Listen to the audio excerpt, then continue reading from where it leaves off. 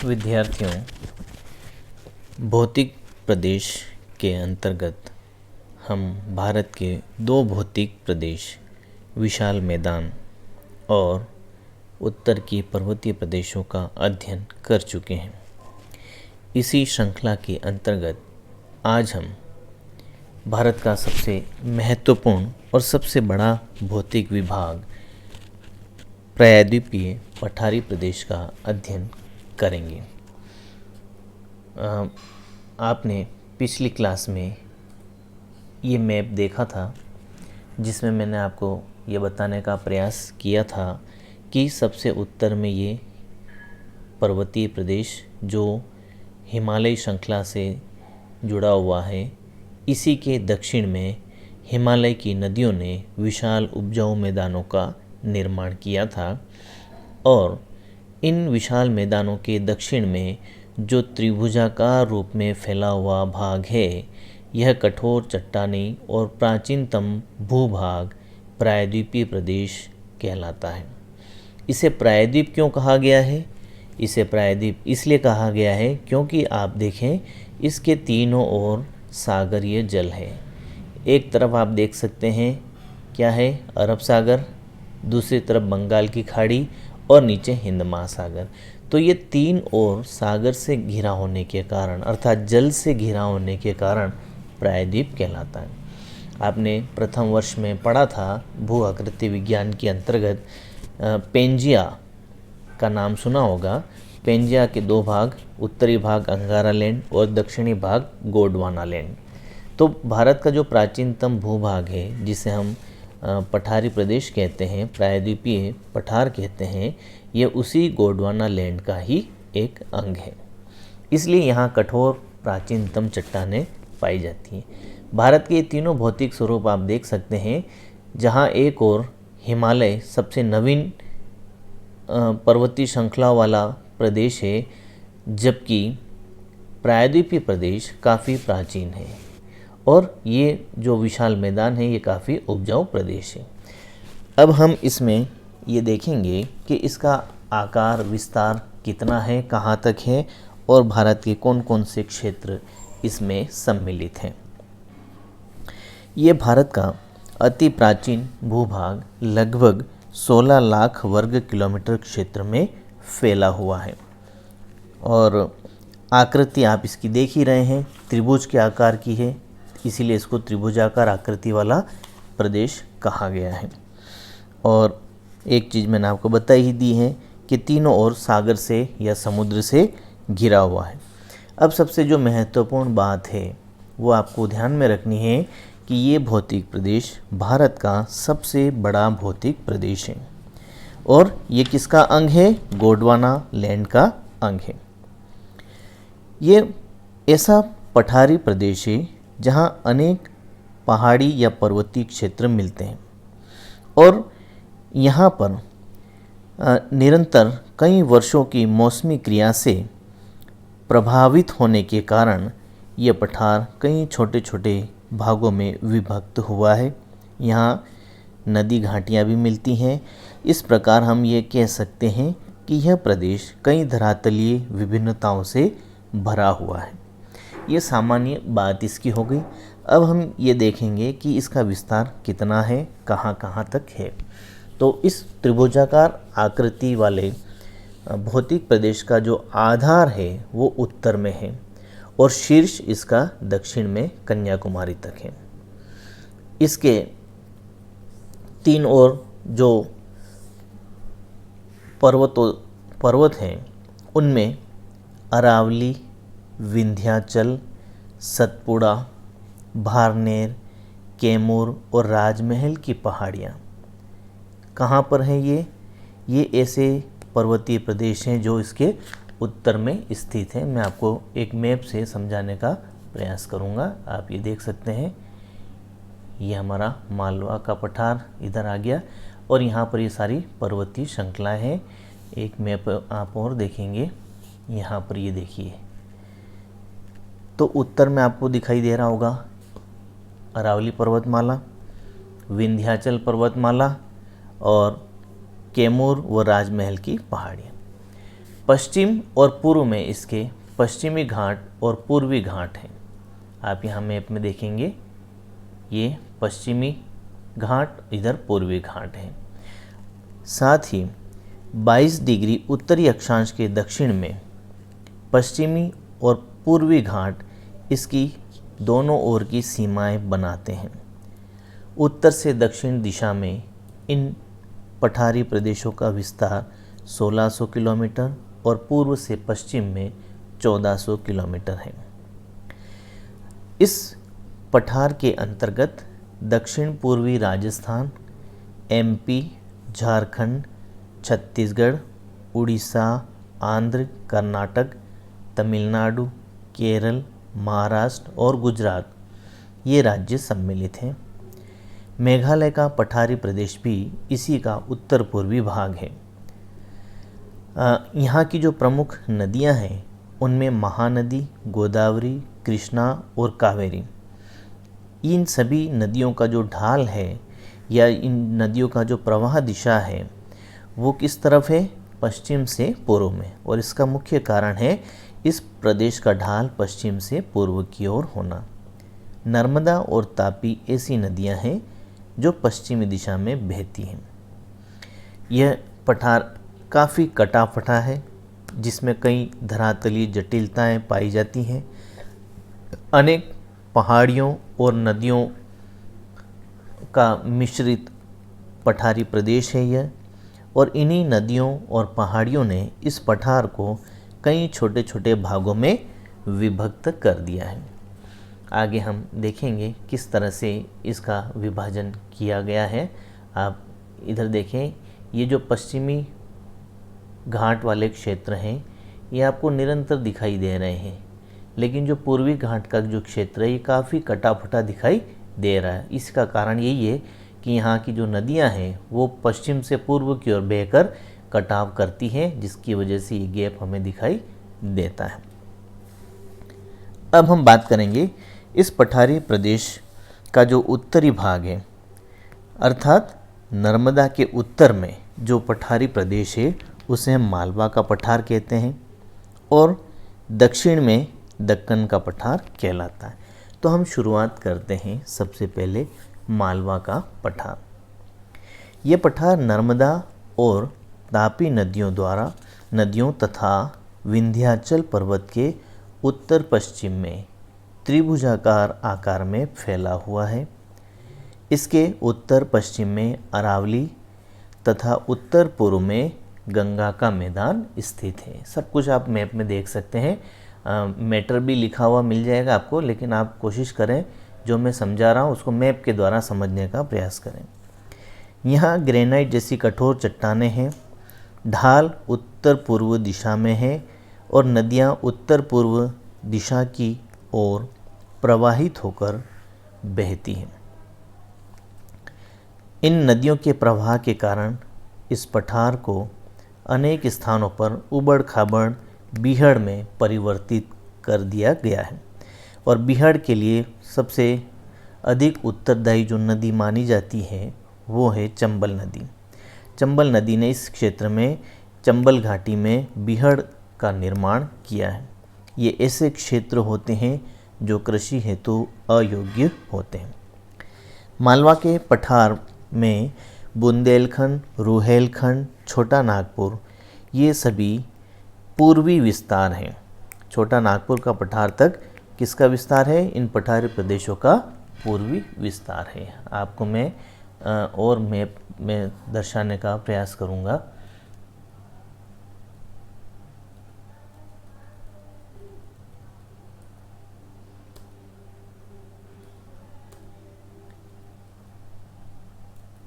ये देखिए, ये छोटा नागपुर का पठारी प्रदेश। तो ये पूरा मालवा का पठार है जो यहाँ से लेकर पूर्व दिशा तक फैला हुआ है। उत्तर में जो इसकी सीमाएं मैंने आपको बताई थी वो सारी चीज़ें आप इस मैप में देख सकते हैं। अब हम बात करेंगे दक्षिण का पठारी भाग, जिसे हम दक्कन ट्रैप कहते हैं। ये ऐसा भाग है जो तापी नदी के दक्षिण में त्रिभुजाकार रूप में फैला हुआ है। आप यहाँ देखेंगे, ये नर्मदा नदी और ये तापी नदी। और इस तापी नदी के दक्षिण का जो भाग है इसे हम दक्कन ट्रेप के नाम से जानते हैं। उत्तर पश्चिम में सतपुड़ा और विंध्याचल, उत्तर में महादेव, मैकाल, पूर्व में पूर्वी घाट और पश्चिम में पश्चिमी घाट इस पठार की सीमाएं बनाते हैं। यह एक लावा निर्मित पठार है। महानदी गोदावरी, कृष्णा, कावेरी नदियाँ पश्चिम से पूर्व दिशा में प्रवाहित होती है, क्योंकि इस पठार का ढाल पश्चिम से पूर्व की ओर है। इन नदियों ने काफ़ी गहरी घाटियों का निर्माण किया है और संपूर्ण पठार को छोटे छोटे पठारी भागों में विभक्त कर दिया है, जैसे महाराष्ट्र, आंध्र और कर्नाटक का पठार। तो ये आप इस मैप में देख सकते हैं। उत्तर में जो नर्मदा नदी वाला हिस्सा था उसके उत्तर में हमने देखा था मालवा का पठार, और तापी नदी के दक्षिण में जो पठारी प्रदेश है वो दक्कन का पठार है। इन पठारों को नदियों ने कई भागों में विभक्त कर दिया है।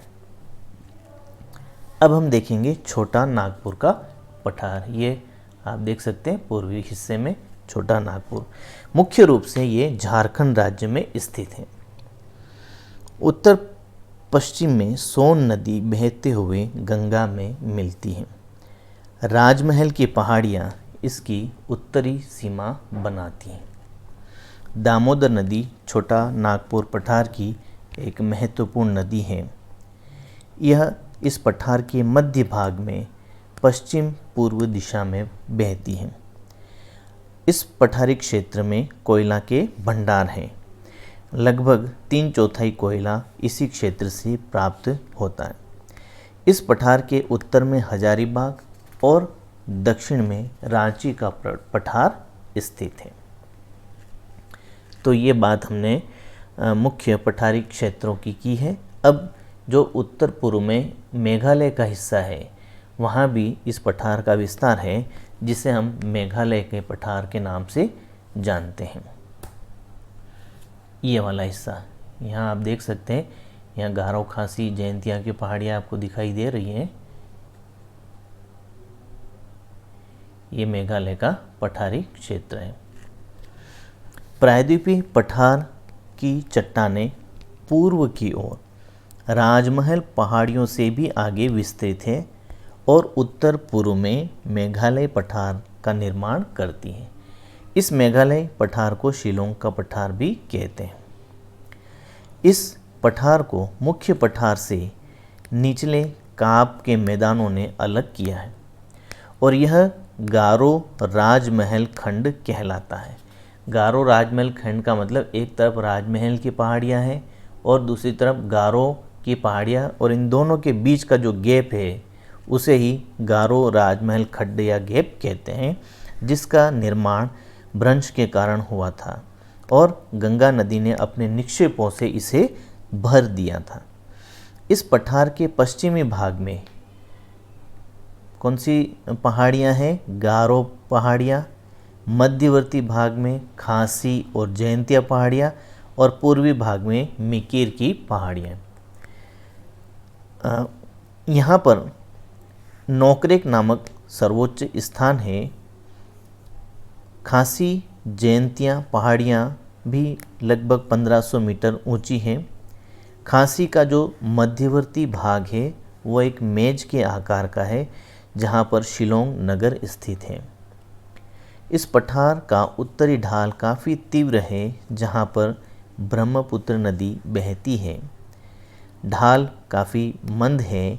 सुरमा घाटी और मेघना घाटी भी स्थित है और भारत का सर्वाधिक वर्षा वाला स्थान खासी की पहाड़ियों में ही स्थित है।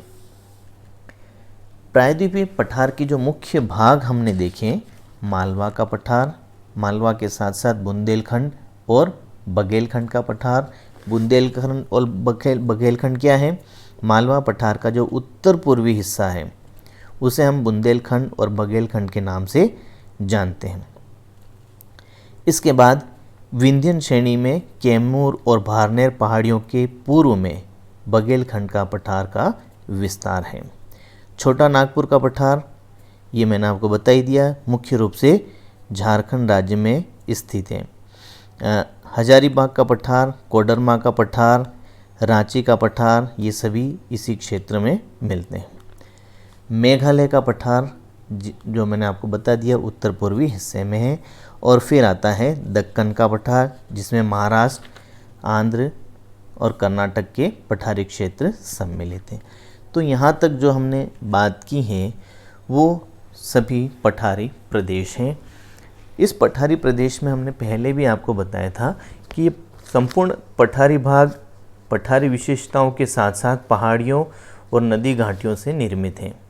यहाँ कहीं पहाड़ियाँ भी हैं और कई नदियों ने इसे विभिन्न भागों में विभक्त कर दिया है। तो हम पहाड़ियों की बात पहले कर लेते हैं।